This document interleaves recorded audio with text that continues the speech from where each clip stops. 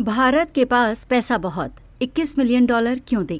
Funding के सवाल पर बोले डोनाल्ड ट्रंप। एलन मस्क के नेतृत्व वाली सरकार दक्षता विभाग यानी United states agency for national development यानी USAID से जुड़ी अहम जानकारी साझा कर रहे हैं। कुछ दिनों पहले DOGE ने जानकारी दी थी कि USAID द्वारा भारत समेत दुनिया भर के कई देशों को दी जाने वाली आर्थिक सहायता रोक दी गई है।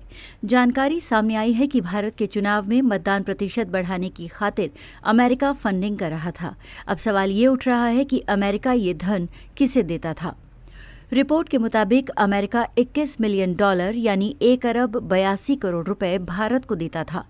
फंडिंग को लेकर जब राष्ट्रपति ट्रंप से सवाल पूछा गया तो उन्होंने कहा कि हम भारत को 21 मिलियन डॉलर क्यों देंगे। फ्लोरिडा के मारे-लोगो में एक संवाददाता सम्मेलन में ट्रंप ने कहा, भारत के पास बहुत ज्यादा पैसा है, ऐसे में हम भारत को 21 मिलियन डॉलर क्यों देंगे? ये बात समझ से परे है। उन्होंने कहा कि भारत दुनिया में सबसे ज्यादा टैक्स लगाने वाले देशों में से एक है। हम मुश्किल से वहां पहुंच सकते हैं क्योंकि उनके टैरिफ बहुत ऊंचे हैं। ट्रंप ने यह भी कहा कि वो भारत और प्रधानमंत्री का बहुत सम्मान करते हैं, जो कुछ दिन पहले ही अमेरिका से गए हैं।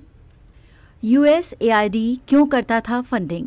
DOGE ने कुछ दिनों पहले कहा था कि अमेरिका ने भारत में मतदान प्रतिशत बढ़ाने के लिए बनाए गए 21 मिलियन डॉलर के कार्यक्रम में कटौती करने का फैसला किया है।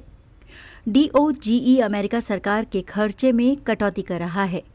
DOGE द्वारा साझा की गई जानकारी के मुताबिक अमेरिका भारत को 21 मिलियन डॉलर इसलिए देता था ताकि देश के चुनावों में मतदाता की भागीदारी बढ़े।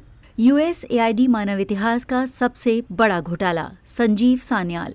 प्रधानमंत्री नरेंद्र मोदी के सलाहकार संजीव सान्याल ने भारत को दी जाने वाली इस फंडिंग पर सवाल उठाए हैं।